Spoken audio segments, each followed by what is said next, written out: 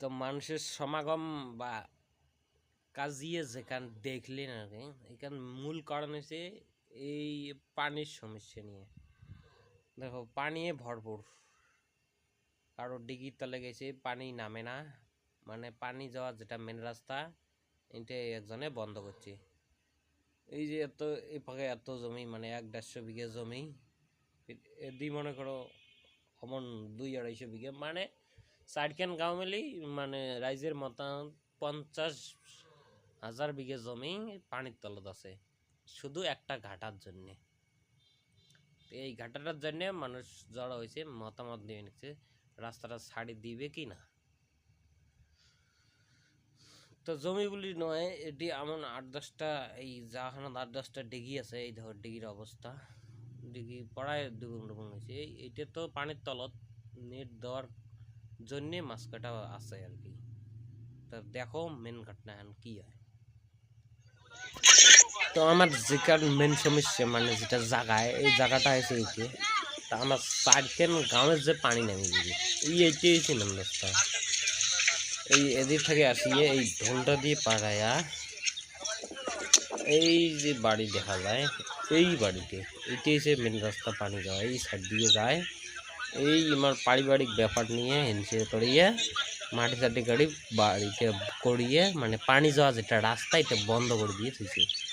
তা পানিতে ওভার হওয়ার কারণে এই সাইড দিয়ে যাবার নিচ্ছে, মেন রাস্তাটা বন্ধ।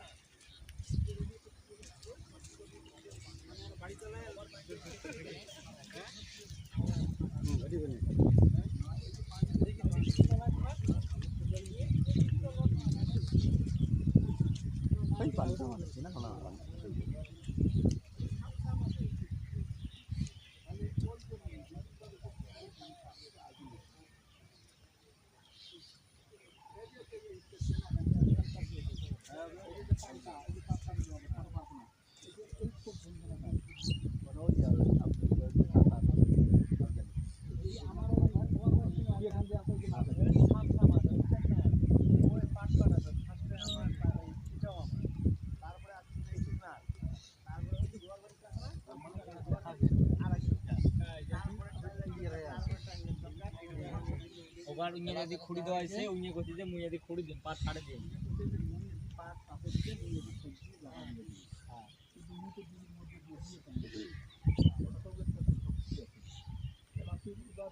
অফিস খোলা আছে, এবার অফিস বন্ধ করে, তার মানে পাইপ কথাটা বুঝছেন না।